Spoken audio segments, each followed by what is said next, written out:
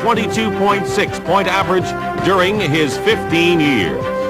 Issel also had great fan appeal, recognized as the most popular athlete in Colorado. He retires as a basketball legend and the fourth greatest scorer in the annals of the game. The Forum's cheers were a perfect salute to an old soldier, but there was a bigger reason to shout. The Lakers' fifth trip to the finals in 6 years and the most anticipated rematch in team history. Well, no question. You know, we were the favorites and we made our way. They won the East, we won the West. So it's like everybody just get ready, sit back, and let's enjoy it. You know, this is it, first week of June. And it always happens to be Boston Celtics and LA Laker time. The reigning champs awaited the Lakers with a more cynical perspective. If it was a movie, how would you title it? Return of the Nerds. How about you? Nice hat, t-shirt. What can I get you? Large? Let's go! Swing it for the Celtics! Wipe them up, Boston! Sit with the Cuckoo Man. Best t-shirt on Causeway Street. If t-shirt sales were any indication, basketball fans were in for a windfall profit during the finals.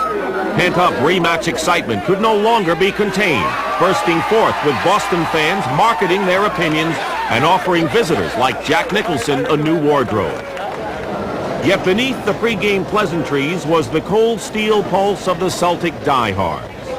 They just didn't sit in the Boston Garden. They manned battle stations, psyching themselves for the opening tip-off. Celtic players were slightly less intense. You guys been around. You're on television. That's what happens when you get to the big boys. What's that? You're on television a lot. The Celtics and Lakers rivalry was the perfect drama for a nationwide audience. Okay, now take 4 again, John. Let me just see what it would look like without the white light. With the involved plot complications of the Celtic dynasty and the Lakers' revenge, viewers watched in record numbers. So Larry Bird's injury, of course, is number one, but the Celtics certainly have more problems than the Lakers, and for more on that, let's go back upstairs to Brent. Okay, now take 4 again, John. So we are set to begin now. It is game 1. We are down to the magnificent 2. It's the Lakers and the Celtics coming up on CBS. Interest was building. Before the Celtics and Lakers would grind elbows, they had to square off against a different kind of opponent. Pre-game tension. It affects even the most seasoned athletes. For the Lakers, it was a tough battle amidst Boston's zealous supporters. The Celtics had their own case of the warm-up jitters. Their fans were so accustomed to Celtic championships that they practically demanded it. They were ready to chalk up another victory to Boston's illustrious 15-1 finals record. For both sides, pregame tension was inescapable. A world championship, the thunderous din, the superb competition, all beneath the legendary banners of basketball's most hallowed hall. They were the supreme ingredients for the year's most anticipated moment, the rematch of the NBA's best 2 teams.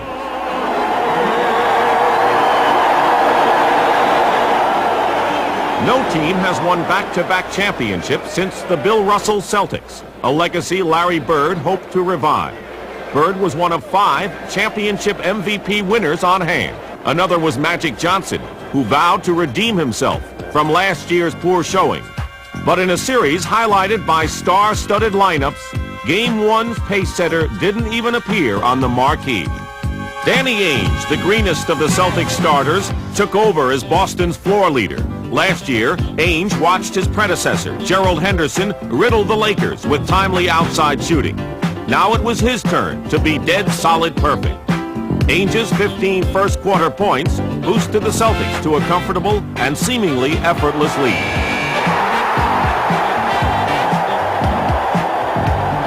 Ainge has always enjoyed a fine reputation as a streak shooter, but rarely in a game of this magnitude.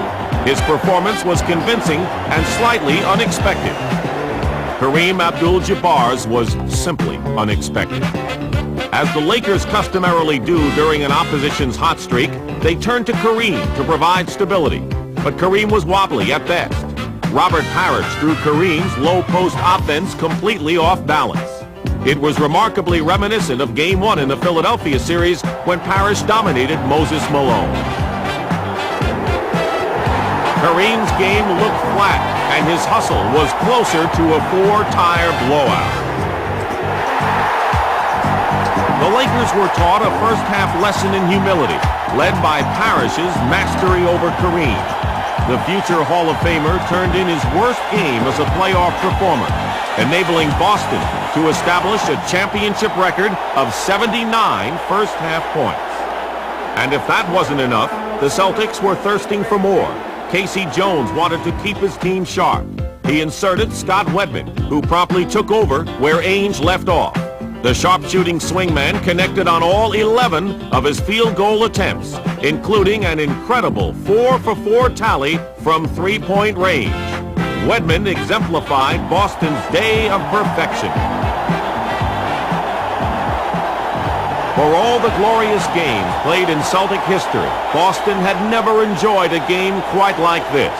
The Celtics' 148-114 win marked the greatest margin of victory ever in an NBA Finals contest. Celtic delirium captivated the Garden.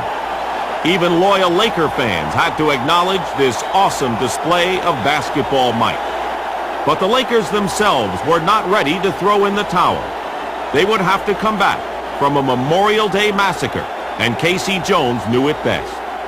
This was a whipping, and they're going to come smoking and burning, and this is going to be a motivating point for them for the next ball game. So come Thursday, we know we're in deep trouble, and we have to come out and try to match the intensity that they're going to come out with. They were going on all cylinders, and they were primed and ready for the first home game, and they deserve a lot of credit. We'll be back, you know. If a 7-game series can be decided in one game, then it would be over with, but there's going to be 6 more basketball games. The Lakers had their work cut out for them and buckled down to 3 days of preparation in cramped hotel conditions. The Celtics did just the opposite, returning to their comfortable homes to relax. It was an important difference for family men like ML Carr, giving extra significance to a home court advantage. As a devoted father and husband, Carr's Game 2 preparation was accompanied by the warmth of the family unit. It was an off-court tenderness, completely different from his scrappy persona, one that made Carr the league's most scorned player on the road. But in Boston, Carr earned a popularity second to Larry Bird's. He was indeed a man of split personalities. I'd rather be the good guy off the court than the bad guy on the court. And fans always got to have somebody to hate anyway. And I feel like a lot of times they envision me as the embodiment of the Celtics.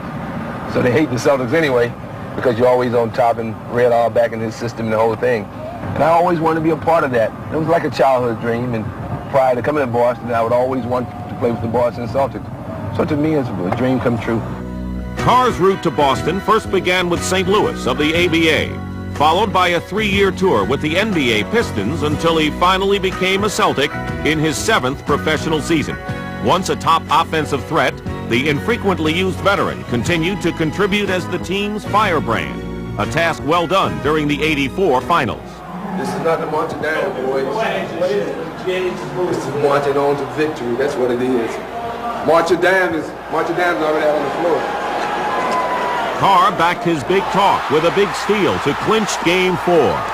Laker fans were fit to be tied, and so was the series as the most flamboyant Celtic reinforced his image as basketball's bad boy. If I sit up on the sideline and pouted about not playing a lot of time, not being able to do some of the things I did when I was 27, 28 on the basketball court, everybody would say he's a bad apple. You don't need him on the team. You don't